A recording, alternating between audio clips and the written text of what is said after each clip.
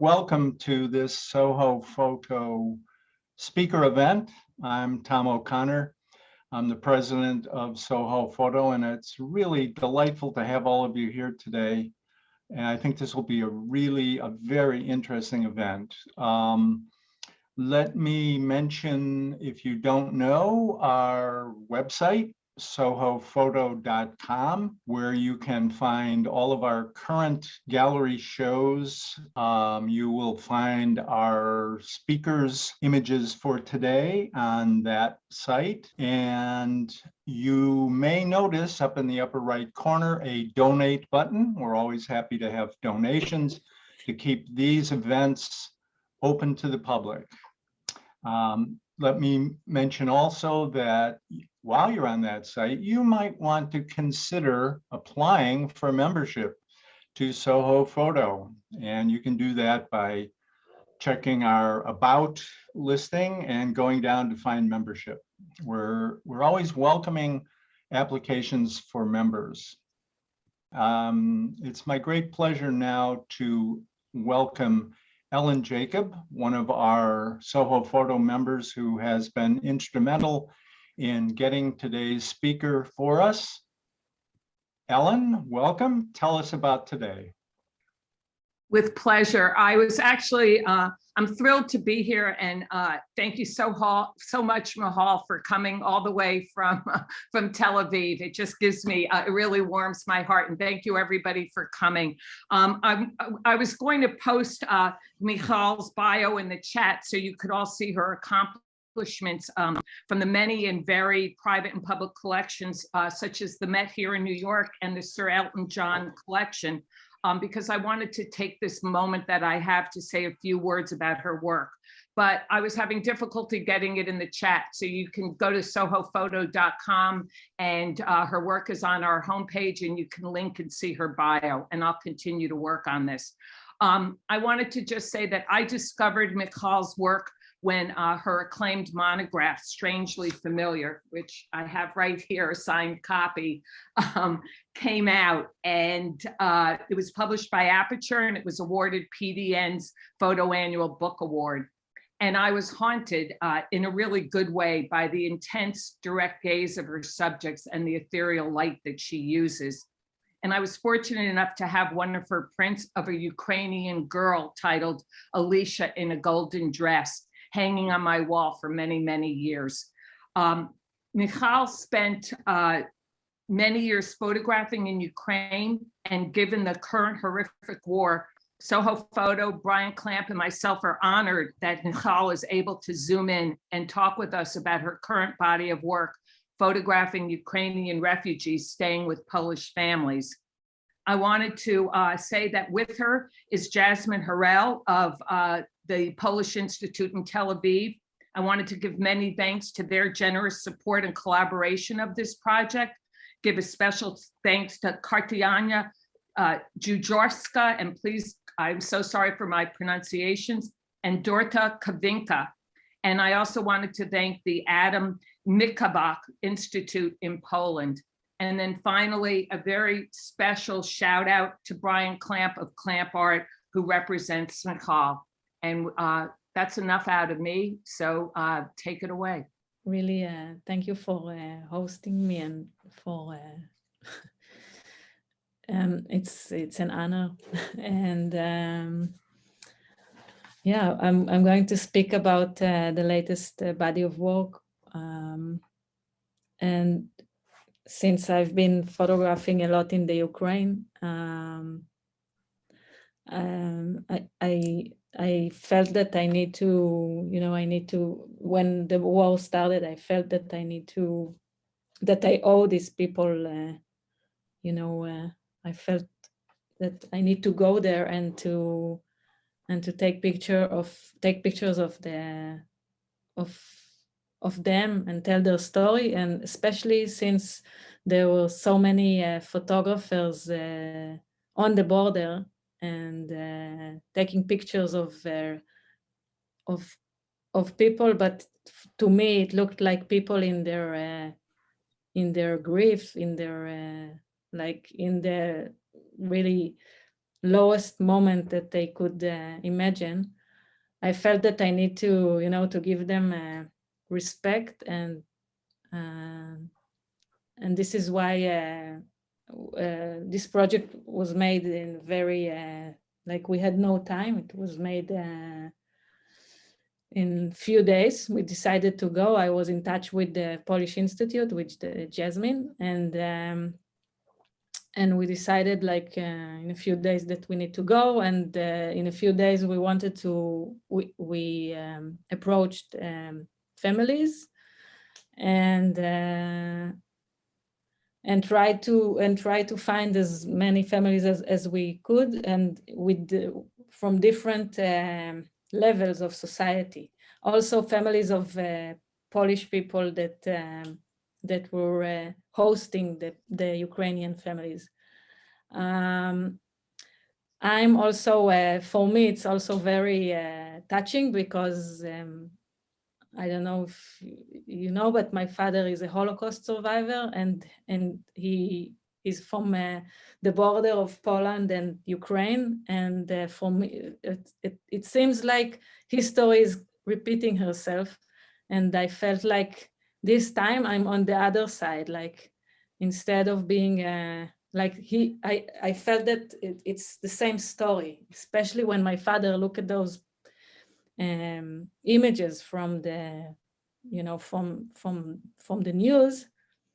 He couldn't stop crying, and it took him back to, to the time when he was a child, and my grandmother escaped with him, and they were hiding in farms in Eastern Europe. And but this time the Polish people, I think they were very hospitable. Like people are now in Poland, they have more than 2 million refugees from Ukraine, and it seems like history is like repeating herself, but it's in a different way, So it was very important to me to show the people that from Ukraine, not as refugees, as as people, because on the border everybody's taking pictures of people that are a little bit. I mean, they are like they were torn from their houses, and there are some of them, I think they are, it's like a post-traumatic experience. Especially the story about the refugees are women and kids, because men are not allowed to get out of Ukraine. So it's only women and kids. And on this story, we were also only women working on this story. So it was a story about women. Anyway, sorry, I'm a bit, I have a lot to say, but everything is on on my mind. So it's first of all, I wanted to show those people could be everyone. Like I used to photograph in Ukraine, and I had 4 monographs now, and one of them, I mean, you mentioned Strangely Familiar, and it was about acrobats and small town performers. Then I had another book about wrestlers, and the third book was about prisoners in Ukraine and in Russia. And in the third book of the prisoners, it was very important for me to show them as people. It's important in all the project, but in the prison book, it reminded me a little bit about this project, because I didn't want them to look as refugees. Refugees in our mind, it's like people with coming with torn clothes and have no I mean, it could be like prisoner, like we can find ourselves in prison one day, we can be refugees one day. This is what I wanted to show, and this is why I didn't want to take them in the border. I wanted them to have dignity, to photograph them in homes. And anyway, we can start.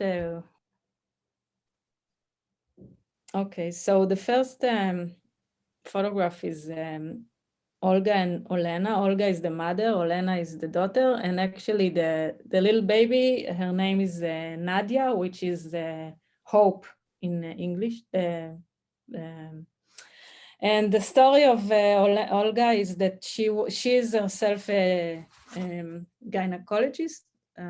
She's a doctor, and the daughter was 10 years old. The older daughter Olena, and Olga was 9 months pregnant, and when she left Ukraine, she was hiding in a basement, and she knew that she will have to give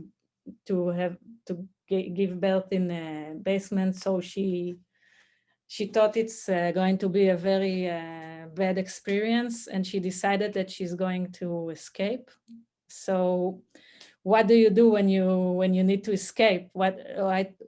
For me as a kid, growing up in a family of Holocaust refugees, the question that I always was I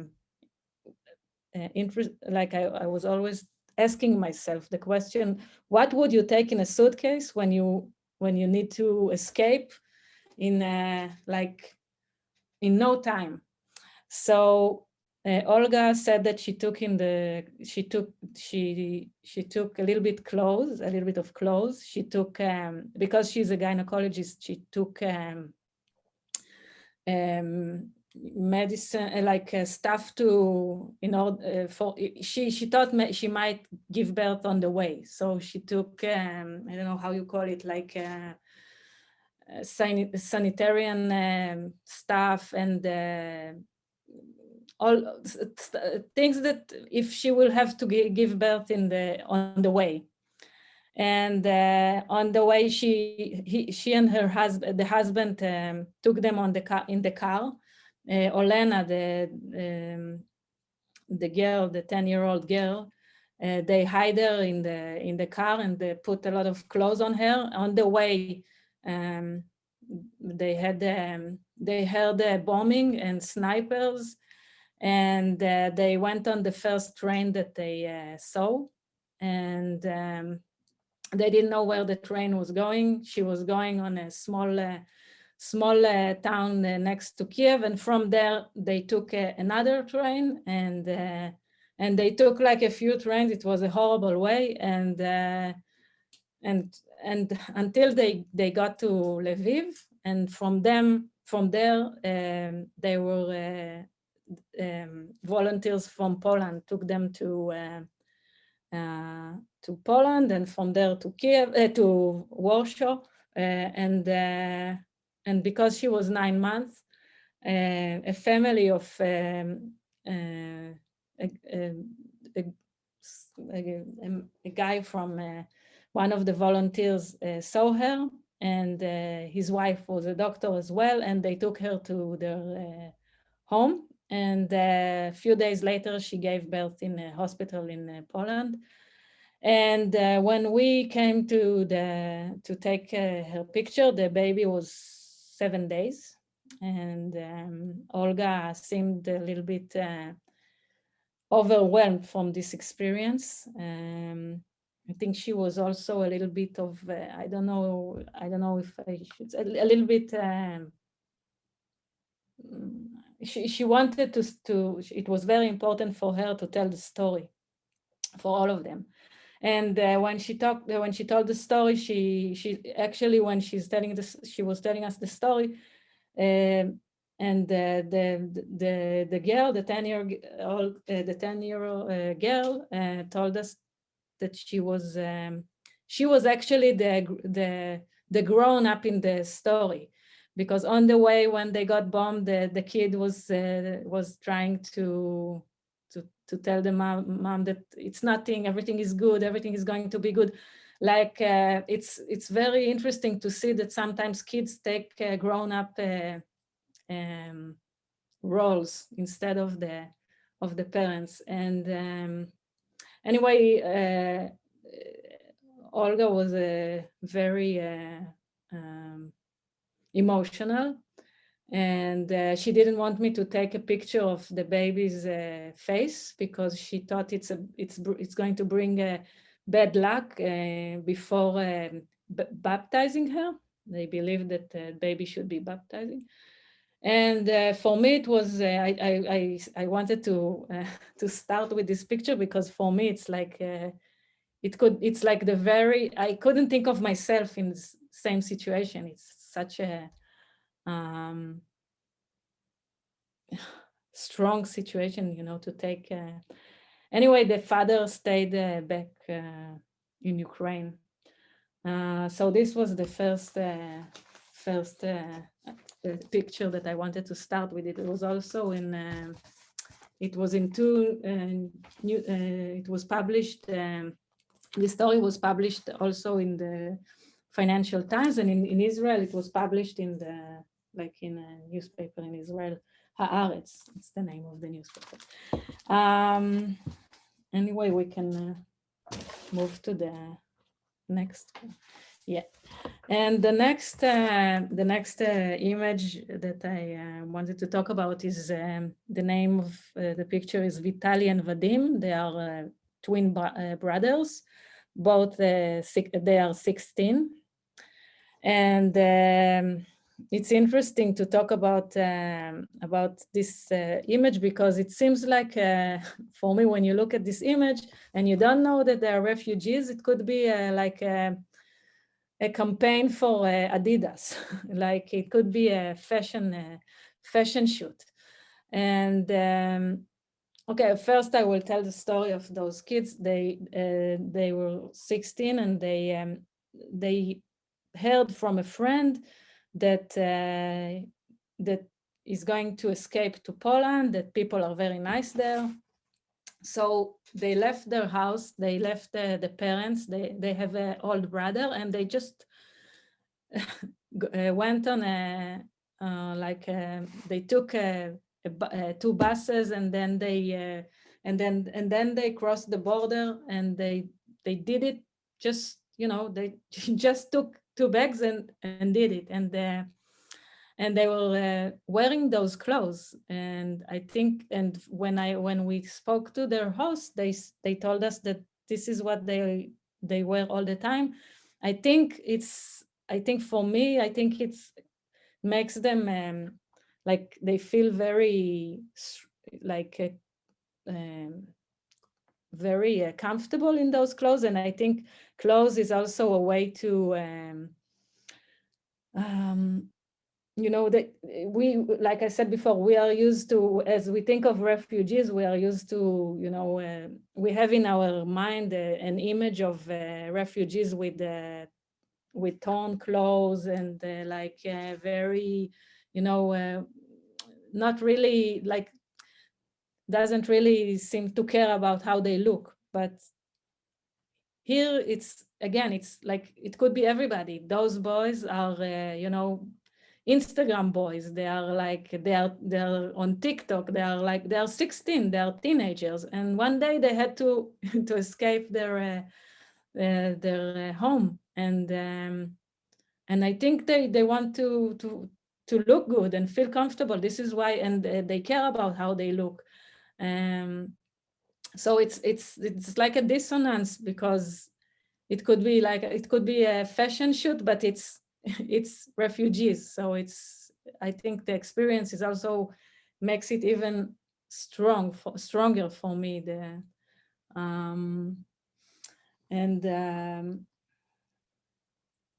Yeah, and yes, yeah, this is the third. This is okay. Those couple,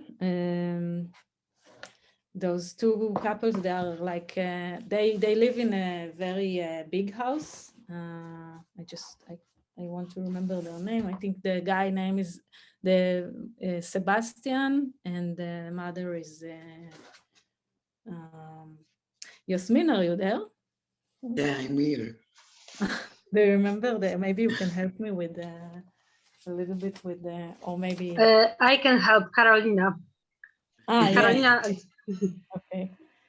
You remember I want to, I have Maya. everything on written. I want to remember them. Anyway, yeah. The name of, because we don't have all of, because these people were Carolina, yeah. Sebastian and Carolina. Carolina is here even. Okay. Okay. So maybe I would be happy to her to talk a little bit about her experience. Hi there. Hi. Hello, Carolina. We're Hi. in the car, so it's not very comfortable. Okay. Okay. We're just shifting to home. Okay. Okay. Thanks for coming to. Anyway, I wanted to tell the story a little bit about you and your family, because you hosted 15 people, and it was so touching for me. It was very, for us, for all of us. Jasmine also can share this experience. She said it was the most touching family that she visited, because your hospitality was so amazing.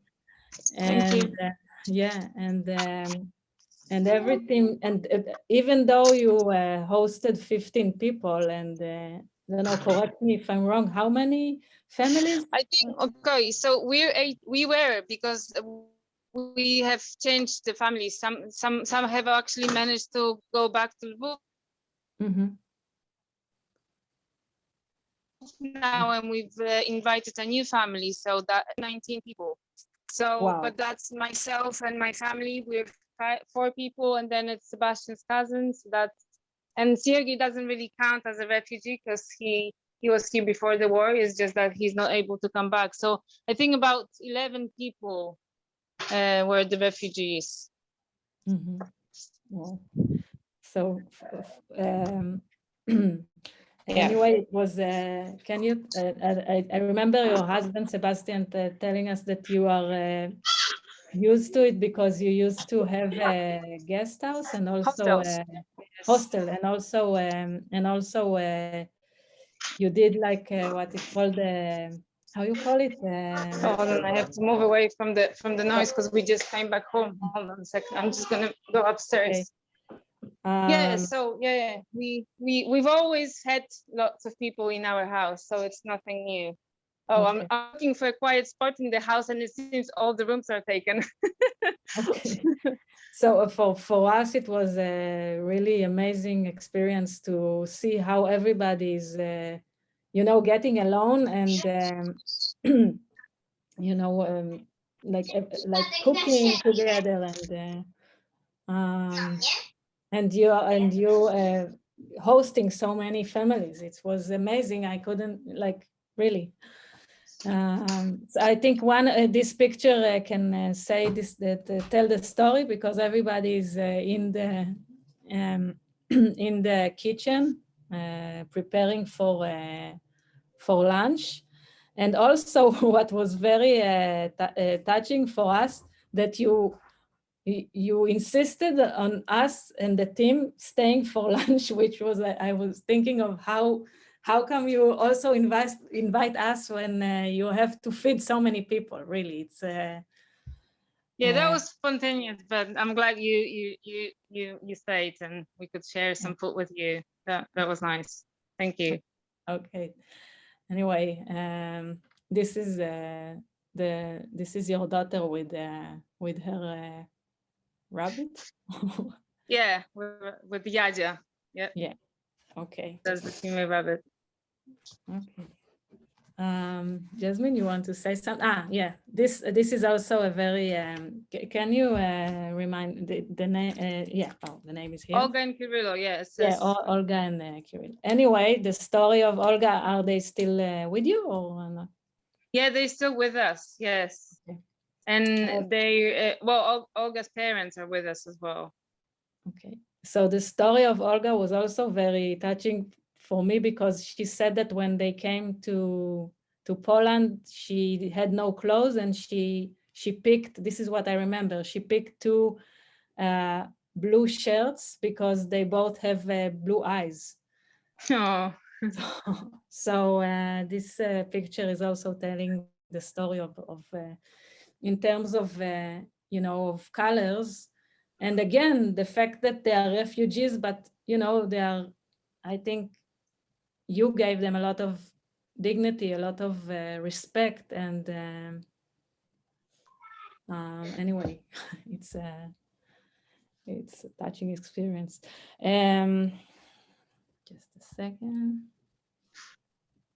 Yeah, I for some reason can't see the.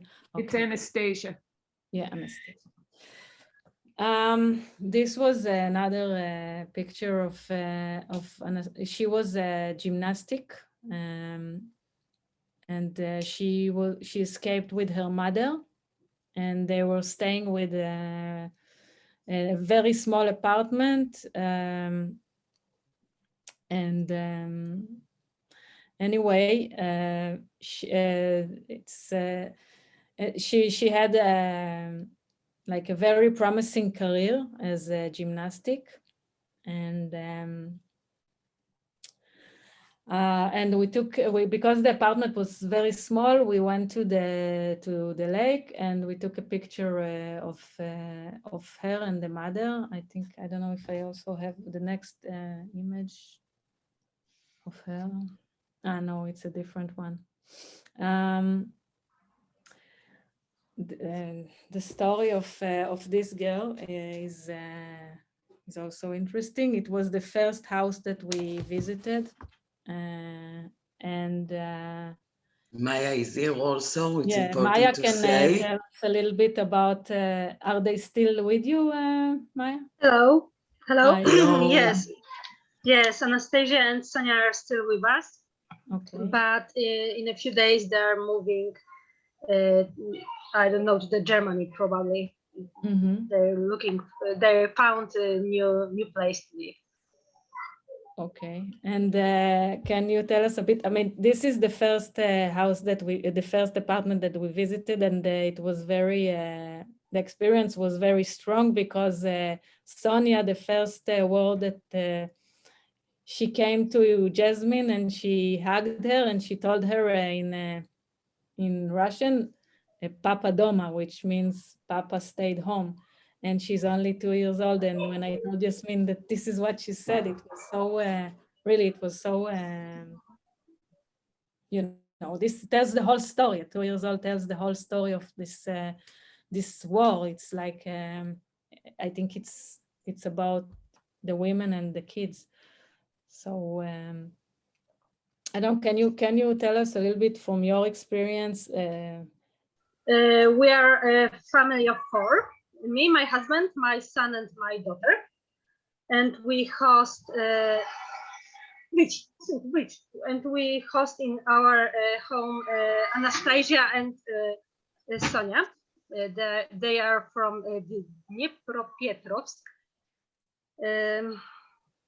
And we live together for almost 2 months. So it's quite a lot of time. We share kitchen together. We share life together. I don't know what to say. It was a really great experience to talk with you, Yasmin. I remember you were the first people who asked us what is like to live with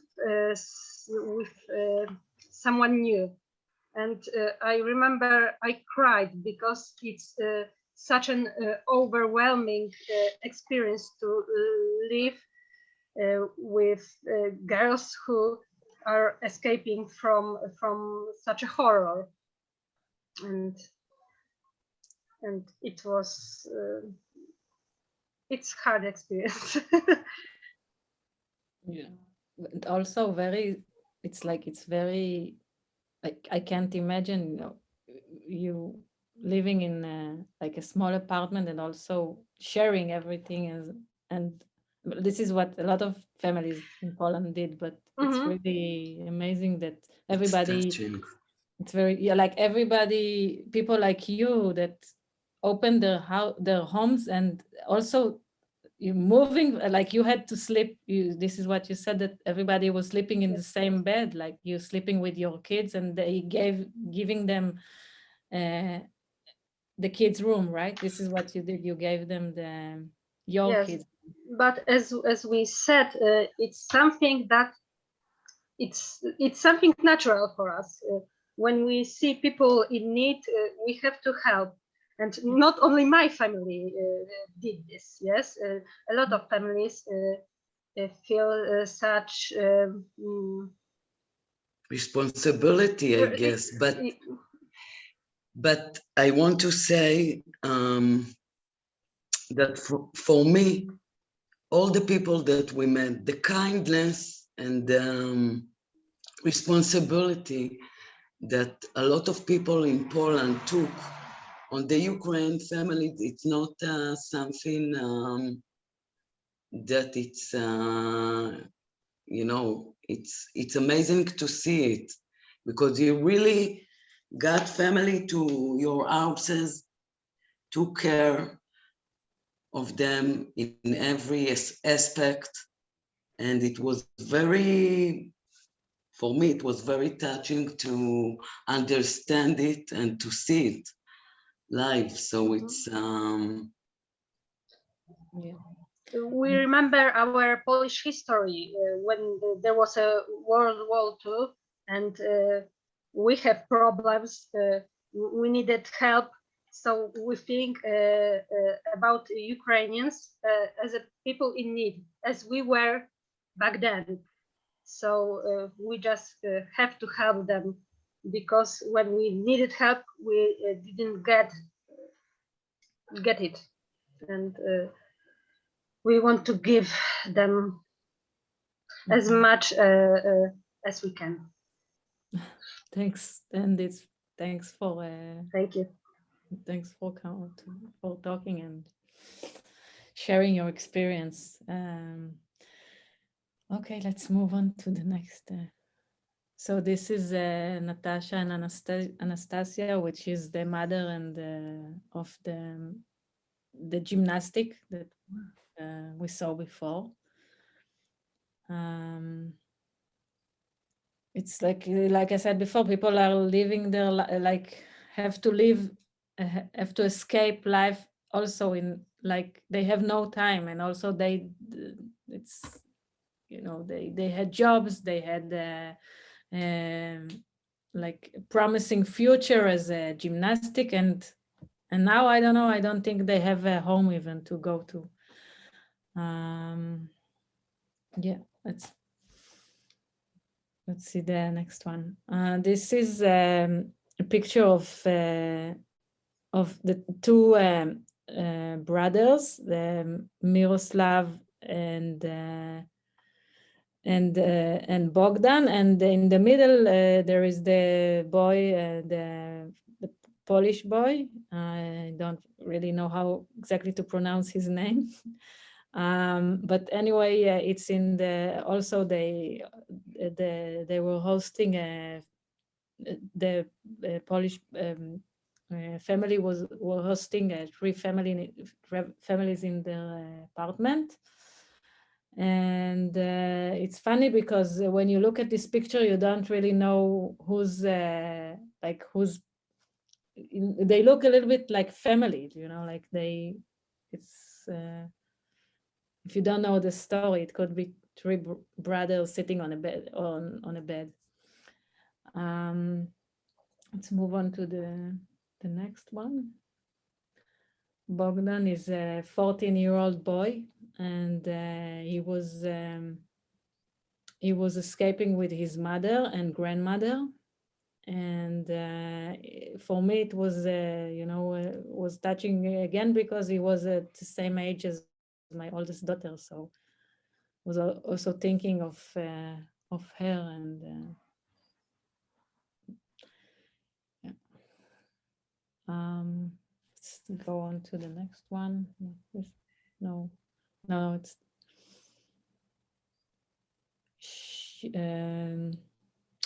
the story about Julia is that she escaped with her mother from Kharkov, and she had and the mother was and they left the father and the cat, and the mother was very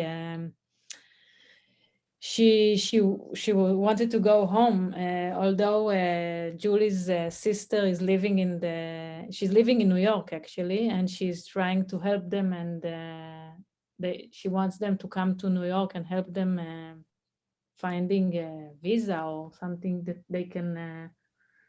And the mother, she doesn't want to. She wants to go back to. She misses her home, her house, and. Anyway, they were staying at with a family of two Polish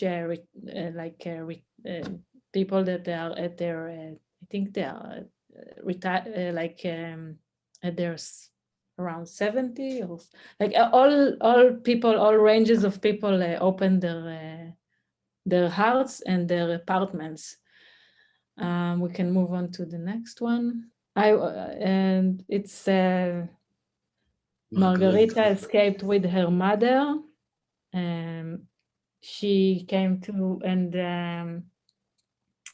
they were hosting by the host. We don't have the picture of everybody, but she was escaping with her mother and also a friend of hers and her father, because in Ukraine, as I said before, the men can't go out, but they can only when they are over 60.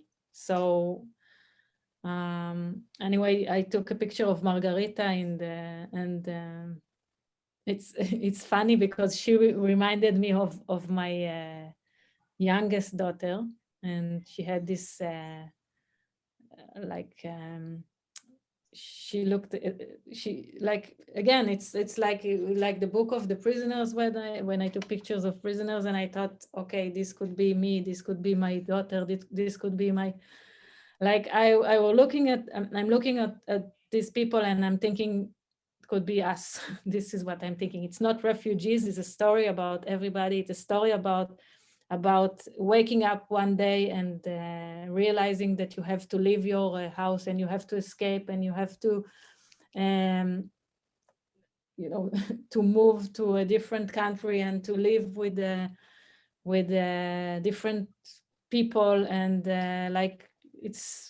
but it could be everybody. That's what I wanted to say in this project. I think that's it, or maybe, yeah. That's the last one. This was on the cover of the Financial Times. It's Tatiana with her two kids. And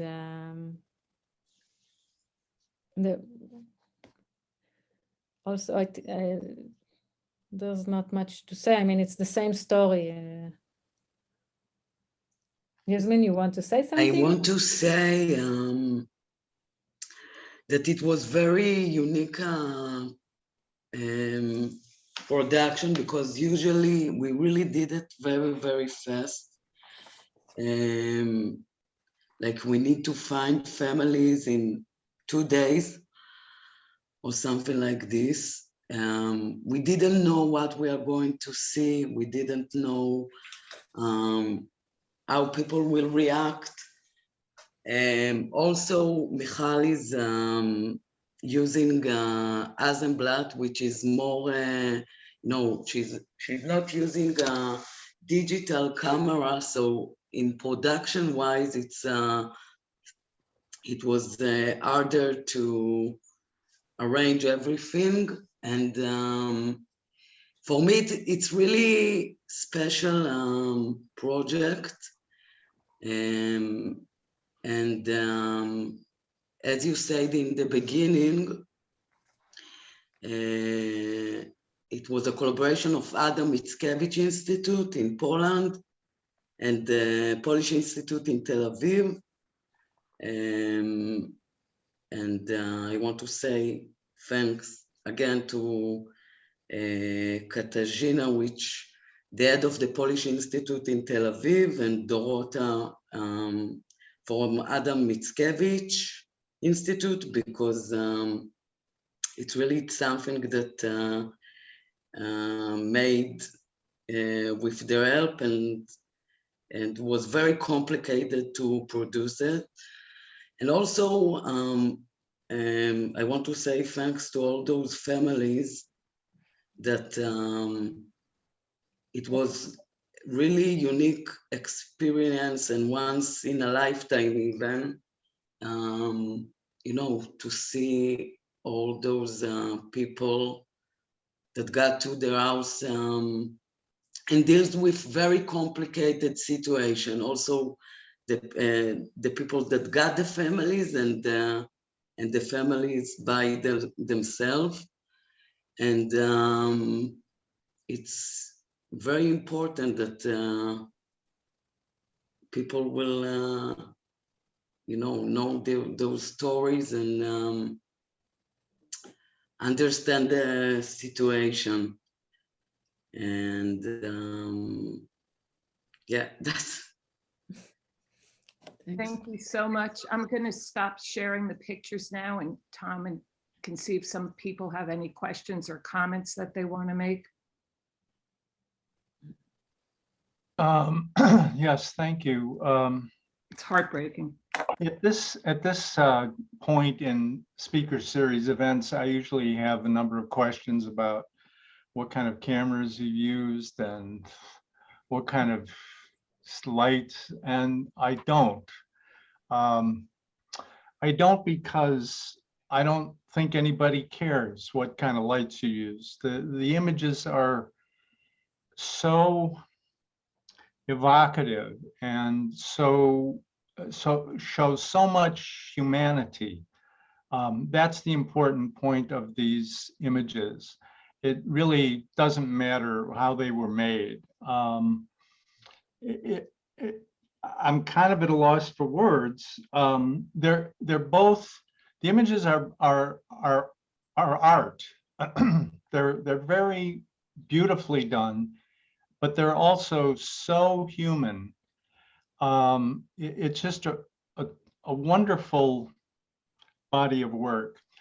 So Michal, I would just have one question for you. I think if you could describe a little bit about your feelings as you are meeting and working to make these images. I'm a photographer, and I would have a lot of difficulty dealing with that kind of any number of those people. So Michal, maybe you can give us some more sense of how that process worked.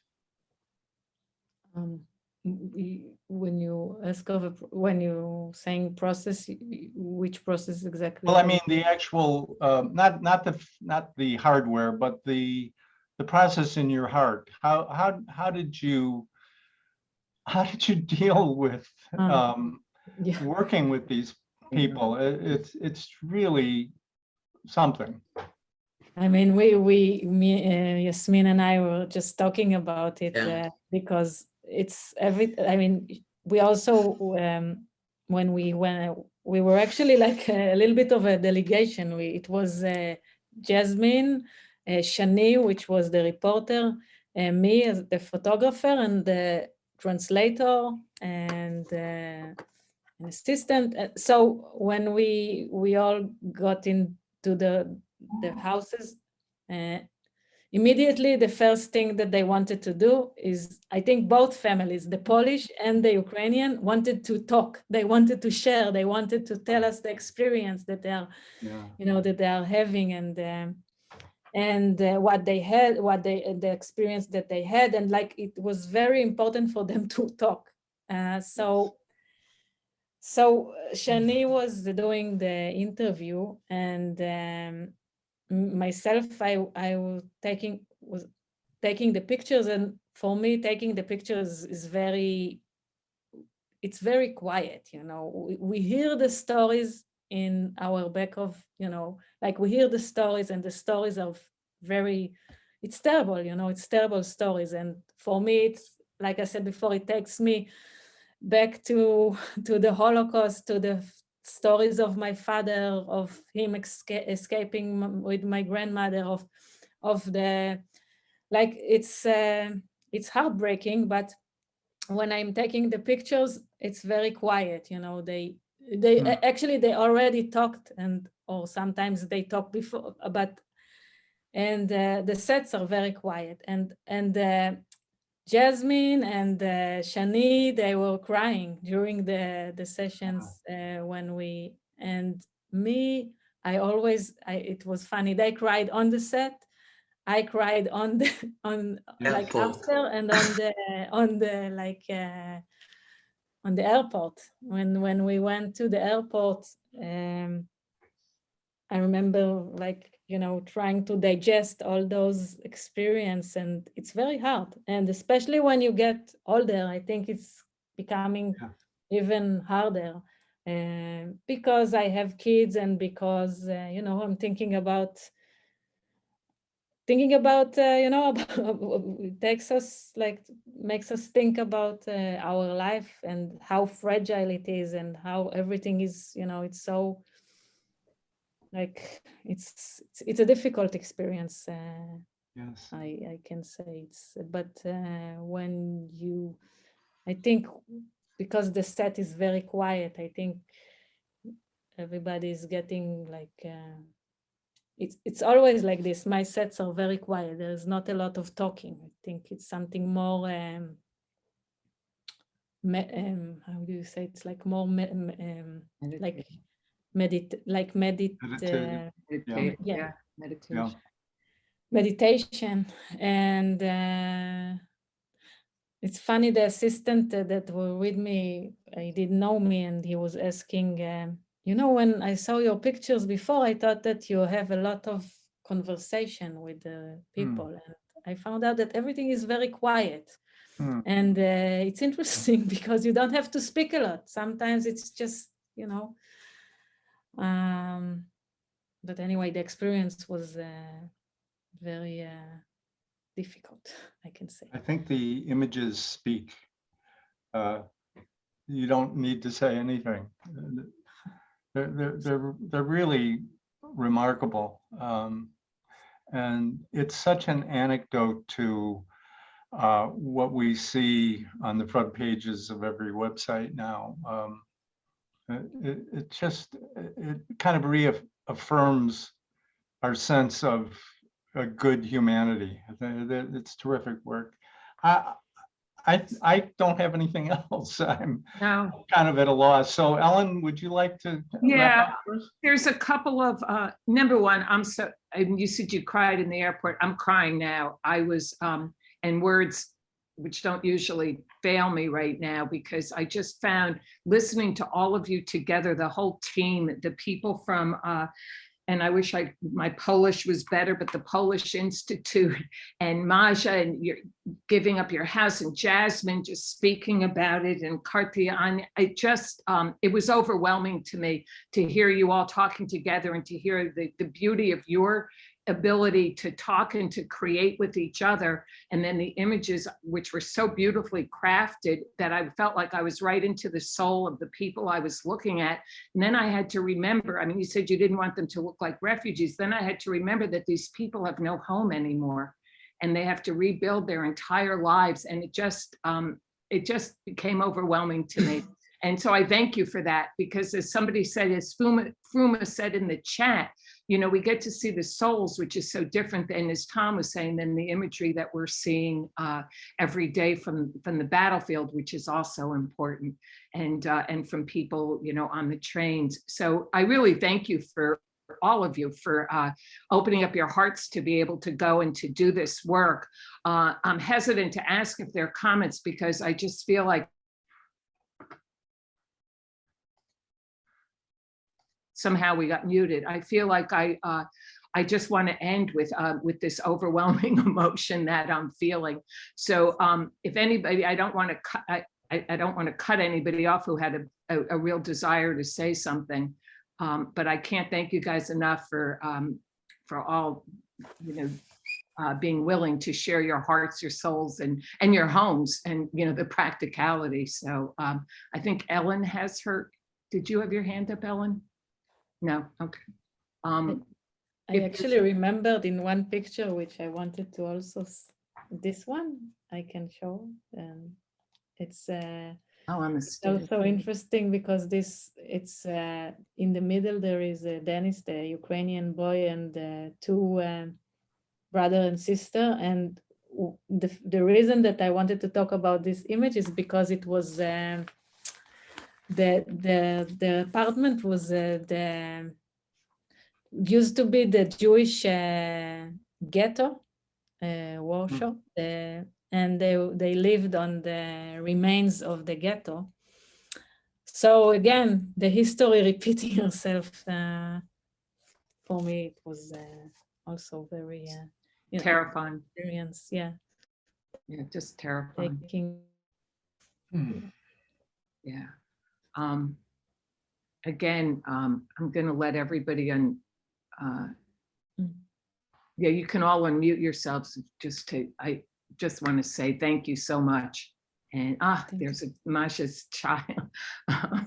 It's so beautiful. I just, my heart is really warmed by all of you, as terrified as I am. So thank you. Thank you. Very moving. Thank you. Thanks for. And if you want to see this work more, you can go to the Soho Photo Gallery website, sohophoto.com, and it's right on the homepage.